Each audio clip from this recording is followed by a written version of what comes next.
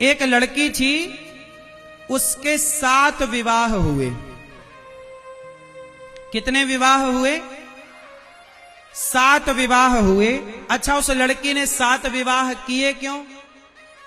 उसने 7 विवाह इसलिए कर लिए क्योंकि उसे लगा कि काम धाम करेंगे तो पैसा मेहनत से आएगा, लेकिन विवाह करेंगे तो विवाह करके तुरंत केस लगा देंगे तो तलाक मिल जाएगा। तलाक में कुछ रकम मिलती है, तलाक में कुछ हिस्सा मिलता है।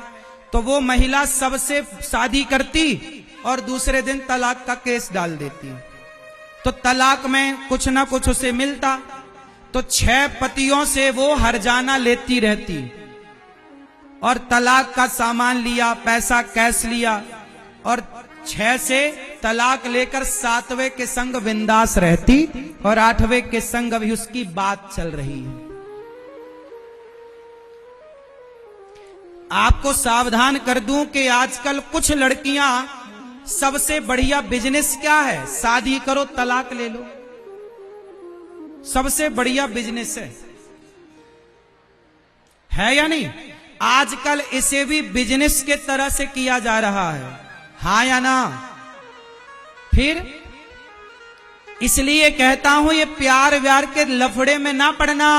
पानी पियो छान के और विवाह करो जान के, वरना कोई लड़की पैसे वाला देखकर तुम्हें फंसाएगी और फिर बाद में दूसरे दिन तलाक का केस ठोक करके कहेगी अब 2 छुटकारा पाना है तो हमें 20 लाख दो। यदि तुमने 10-20 लाख दे भी दिया तो उसका तो साल में यदि एक आध को फंसाया तो 20 लाख रुपया साल कहीं नहीं गया। क्यों मेरी मां? साल का 20 लाख बहुत है उसके लिए। कोई रंग लगे ना फिटकरी, हर लगे ना फिटकरी और रंग चोखा। तो आजकल ये बिजनेस है, इसलिए शादी ब्याह करने के पहले खूब पड़ताल करनी चाहिए। जल्दबाजी में कभी विवाह नहीं करना चाहिए। पहले के लोग बहुत होशियार थे, विवाह करने के पहले खूब पड़ताल करते थे। लड़की का खानदान कैसा है, लड़के का कुटुंब कैसा है, बाप सही है कि नहीं, माँ का पिता का चरित्र सही है कि नहीं, समाज में इनकी प्रतिष्ठा है या नहीं, सब देखा जाता था पहले, हाँ या ना? आजकल तो बस प्यार किया तो डरना क्या। इसी प्यार के चक्कर में तुम्हारी जिंदगी तबाह हो जाती। विवाह करना गलत नहीं है, किसी से भी विवाह कर लेना गलत है। क्यों मैया? बताओ मेरी मां। इसलिए बेटा, प्यार व्यार ना, प्यार का ये भूत उतर जाता है। एक लड़की एक लड़का मेरे पास आए, बोले महाराज जी मैं इस लड़की से बहुत प्यार करता हूं। मैंने कहा लड़की से प्यार करता है, मेरे से क्यों कह रहा है? बोले महाराज जी मैं इस लड़की से विवाह करना चाहता हूं। मैंने कहा भैया कर ले, मेरे से क्यों बता रहा है? बोले महाराज जी मेरी मां तैयार नहीं है, कुछ करो ना कि मां तैयार हो जाए। मैंने कहा भैया जब मां तैयार नहीं है ना तो विवाह ना कर। नहीं महाराज जी मैं विवाह करूंगा, इसी लड़की से करूंगा। मैंने कहा फिर तेरी मां का क्या होगा? बोले मैं मां को छोड़ दूंगा। मैंने उस लड़की की तरफ देखा और कहा बहन सुन रही है ना, जो लड़का जन्म देने वाली मां, जिसने मालिश किया, तेल लगाया, तेरा मलमूत्र धोया, जब तू अपनी मां का ना हो सका, जब तू मां को छोड़ सकता है, तो बहन जो अपनी मां का ना हो सका वो तेरा क्या होगा? सोच रही है? ऐसे धोखेबाज से आप ब्याह क्यों करती हो? जन्म देने वाली मां क्या नहीं करती अपनी औलाद के लिए, क्या नहीं करती अपनी संतान के लिए? और जो संतान अपने माँ बाप की सगी ना हो पाई वो भला किसकी होगी? इसलिए ये विवाह इत्यादि बहुत समझदारी से करना चाहिए, कहीं भी नहीं फंसना चाहिए।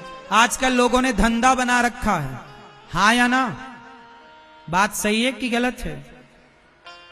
कितने लोग मेरी बात से सहमत हैं कि बहुत समझदारी से विवाह करने के पहले पड़ताल करनी चाहिए, जांच पड़ताल खूब करनी चाहिए, सही है? जल्दबाजी में विवाह ना कर दो और प्यार हो गया। आजकल तो लड़कियां चाहती हैं कि आप उनको देखो, आप उनसे प्यार करो। कुछ लड़के चाहते हैं, कुछ का जिनका धंधा है वो तो चाहती हैं कि आप उनसे प्यार करो। इसलिए इस प्यार व्यार के लफड़े में ना पड़ना, ठीक है।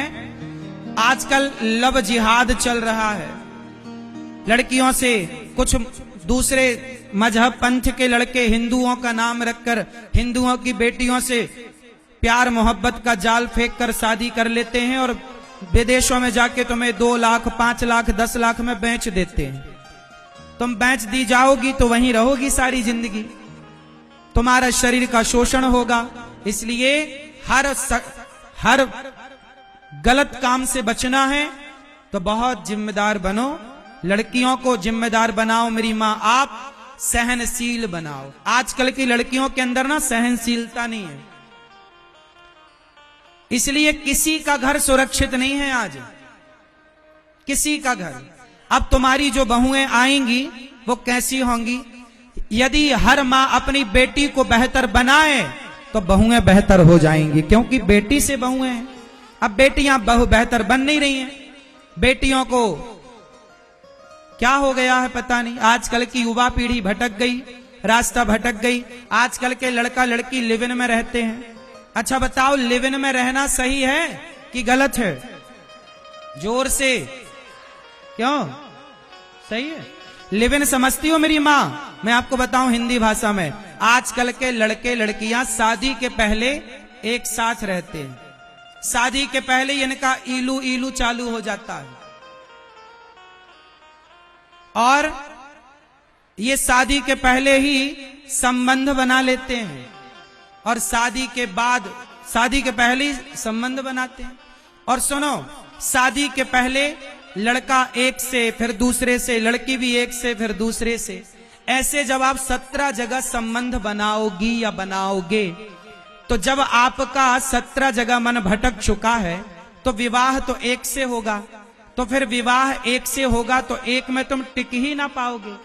आज तलाक की सारी जड़ क्या है कि लड़की पहले से फ्रैंकली 10 लड़कों के संग रह चुकी है, लड़के बहुत सारी लड़कियों के संग रह चुके हैं, तो अब एक के साथ जी नहीं लग रहा है तो तलाक तो होना ही था।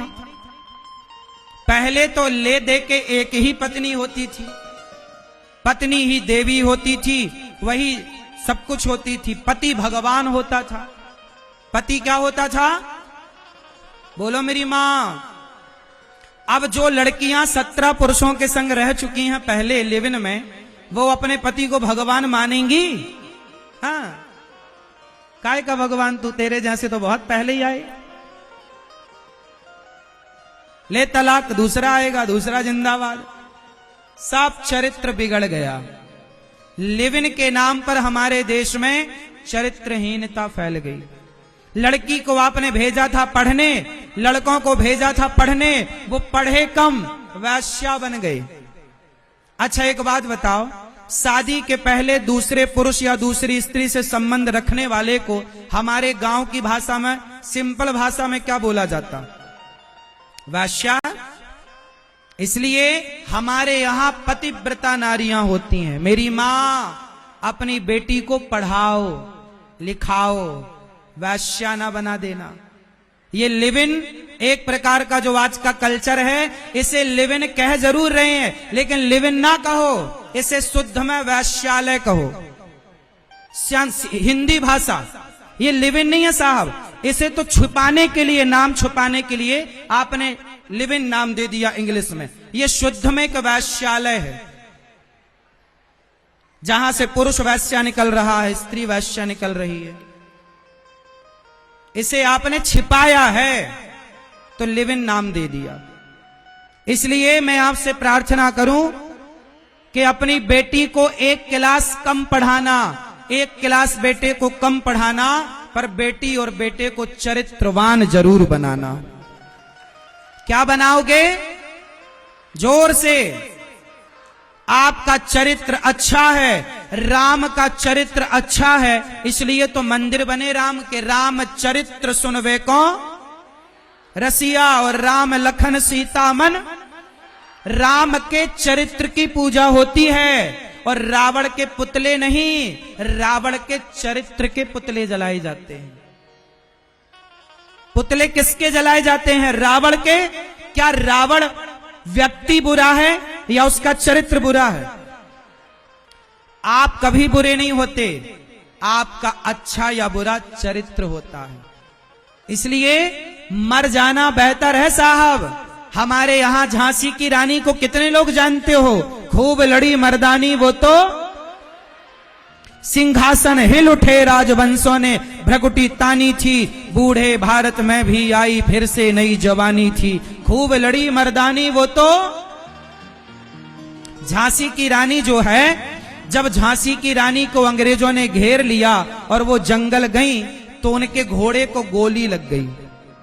झांसी की रानी जब मरी तो बताओ उनकी आयु कितनी थी? आप बताओ बहन, झांसी की रानी की उम्र क्या थी? ये बहन बताएंगे। ये बहन, झांसी की रानी जब मरी क्या आयु थी? 23 ईयर, 23 साल। घोड़े को गोली लग गई, बच्चा छोटा पीठ में बांध रखा था, विवाह हो चुका था, एक बच्चा था। जंगल में एक साधु मिले, बच्चा संत को दिया और साधु के कुटिया को, घास को ऊपर डाला, आग लगा दी, जिंदा जलने लगी झांसी की रानी। साधु ने कहा, बेटी क्या किया तूने, जिंदा क्यों जल गई? ये पाप है बेटी। झांसी की रानी ने जो आखिरी शब्द कहे थे वो हर लड़की को सुनना चाहिए। झांसी की रानी ने कहा, संत जी कह देना दुनिया वालों को, जब तक शरीर में ताकत थी, घोड़े ने, लोगों ने साथ दिया तो मैं राष्ट्र के लिए लड़ती रही, मैं देश की रक्षा करती रही। लेकिन अब दुश्मनों से घिर चुकी हूं और मैं भारत की लड़की हूं। यदि मैं जिंदा अंग्रेजों को लग जाती हूं हाथ, तो अंग्रेज मुझे नोच नोच करके खा जाएंगे। और मैं भारत की लड़की हूं महाराज, मैं आत्महत्या नहीं कर रही हूं, मैं अपने चरित्र की रक्षा कर रही हूं। ये मेरे चरित्र की रक्षा है। मर गई वो लड़की, पर अपने चरित्र पर दाग ना लगने दे। ये चरित्र होता है। ये थोड़ी कि तुम जानकर दूसरों लड़कों के सामने परोसती हो अपने आप को, आओ हमारा शोषण करो। आजकल जानबूझ करके बहुत सारी लड़कियां, मैं सबको नहीं कह रहा हूं, सबको एक तराजू में नहीं रख रहा हूं, पर अधिक मात्रा में अब समाज में ऐसे लोग हैं, जानकर परोसा जा रहा है कि आओ हम तैयार हैं आपके लिए। ये इससे बड़ी चरित्रहीनता क्या होगी मेरी मां? हमारा देश कैसा था, इस देश की पहचान। अब आप कहते हो हमारा देश बड़ा धार्मिक है, लेकिन देखो ना, अमेरिका आगे चला गया, लंदन बहुत आगे चला गया, जापान बहुत आगे टेक्नोलॉजी में, पैसे में चला गया, तरक्की में चला गया। भारत बहुत पीछे रह गए ना। भारत कभी किसी से पीछे था ही नहीं। बात टेक्नोलॉजी की करो तो अमेरिका आगे है, बात पैसे की करो तो अमेरिका आगे है, लेकिन बात चरित्र की करोगे ना तो भारत ही आगे है। और हमारे देश में पैसे वाले को बड़ा नहीं माना जाता, हमारे देश में चरित्र वाले को बड़ा माना जाता है। पैसे वाले को बड़ा माना जाता तो रावण के मंदिर बनाए जाते। चरित्र वाले को बड़ा माना गया, इसलिए घास की झोपड़ी में रहने वाले राम के मंदिर बनाए गए। मैया किसको बड़ा मानती हो आप, पैसे वाला या चरित्र वाला? जोर से। हां, इसलिए मेरी मां, हमारा देश सबसे बड़ा है, सबसे विकसित है। वो विकास कैसा? अपने चरित्र को गवा के विकास किया तो क्या किया? अमेरिका में विधवा स्त्रियां नहीं होती, भारत में विधवा स्त्रियां होती हैं। क्यों? हमारे यहां पति मर जाए तो उसकी विधवा रहकर जिंदगी गुजार देती हैं, पर पराये मर्द की तरफ आंख उठाकर नहीं देखती। ऐसी स्त्रियां सिकंदराबाद में हजारों मिल जाएंगी और पूरे भारत में लाखों की संख्या में मिल जाएंगी ऐसी स्त्रियां। आपकी मौसी, आपकी बुआ, आपकी दादी, आपकी नानी, जवानी में बहुत सारी स्त्रियां विधवा हो जाती हैं, सारी जिंदगी उसकी विधवा रहकर गुजारती हैं और उसके चरित्र पर एक दाग नहीं लगता। ऐसी स्त्रियां इस देश में है या नहीं? हाँ या ना? जोर से। लेकिन अमेरिका में एक भी विधवा स्त्रियां नहीं मिलेंगी। क्यों? क्योंकि वहां पति मर जाए तो दूसरा जिंदाबाद, दूसरा मर जाए तीसरा जिंदाबाद, तीसरा मर जाए चौथा जिंदाबाद। वहां तो गर्लफ्रेंड बॉयफ्रेंड का सिस्टम है ना। 80 साल में पति मर जाए तो 80 साल का बुढ़ा बॉयफ्रेंड ढूंढ के ले आती है। ये वहां का कल्चर है। आप हंस रहे हैं इन बातों पर, वहां है।